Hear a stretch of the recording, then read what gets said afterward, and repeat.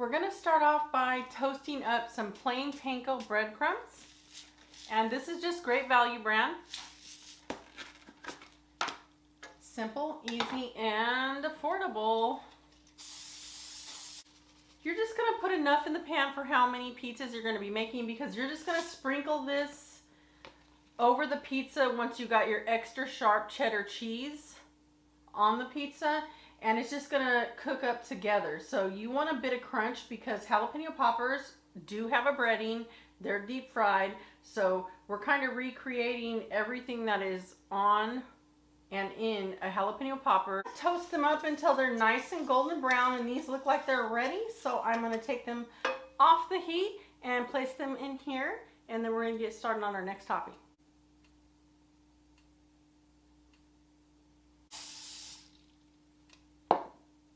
I'm going to put the jalapenos in, and we're going to toast them up until they're nice and toasty and a bit tender.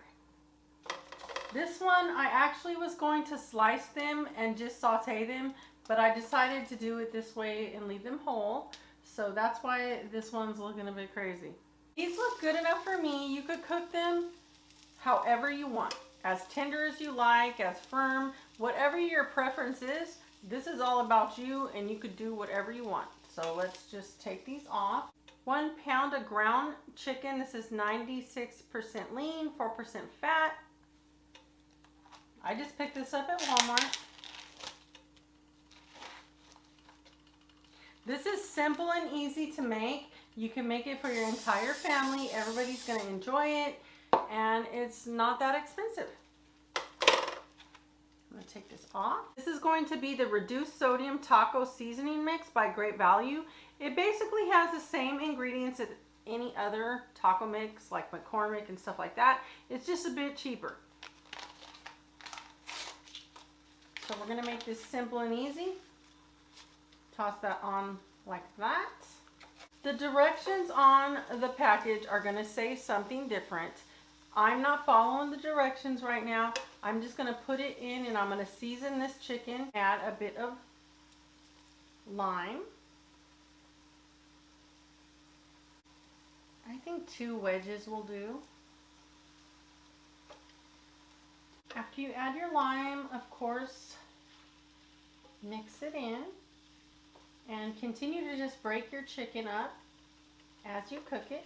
Add some black pepper.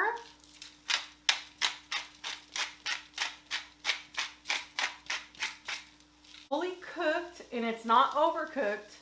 We don't want it too dry, but we don't want too much moisture, and that's why I didn't follow the directions on the packet. But it tastes perfectly seasoned. And I'm going to go ahead and take this off the heat, put it in a container and set it aside, and we're going to work on our next step for this pizza. I'm going to be using this Boboli original crust. It is the mini crusts. I'm going to start by toasting both sides. I'm going to spray this side, and I'm going to make sure I crisp them up really nice until they're kind of golden brown, not too much. And this just gives it a whole nother flavor. If you just toss it in the oven, it's going to be, you know, good. But for something store-bought like this, if you do it this way, I promise you it comes out like 10 times better. I'm going to start putting my toppings on, and we're going to get this pizza going. So I do have some reduced fat cream cheese. You could use full fat if you like. It's up to you. I'm going to start putting a few dollops on here. Just make sure you smear it around a bit. Add my jalapenos. These are my jalapenos. I went ahead and sliced them. I took out the seeds and cleaned them up a bit. If there's a few seeds on there, I really don't mind. So I'm going to go ahead and start to put my jalapenos on.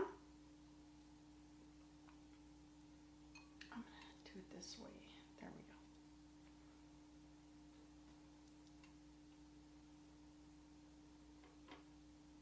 Put as many as you like. If you want less, go for it. Add some chicken.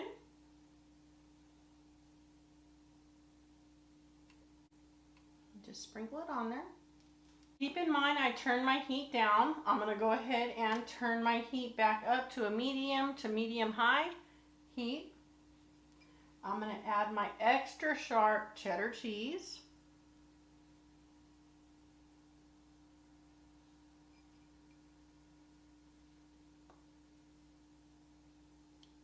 Add my toasted panko breadcrumbs so they melt right into this cheddar cheese. Just for a bit of crunch on the top. The pizza is done and it looks delicious, and you don't know how good it smells in here. I am going to add some green onion, just a touch of cilantro for me. And I just feel, honestly, these jalapenos didn't have much heat, so I'm going to add some fresh diced serrano peppers. That's just optional if you want it, but it does add a really good fresh taste to it, and it just ups it a notch. And then I'm going to add some of this sour cream.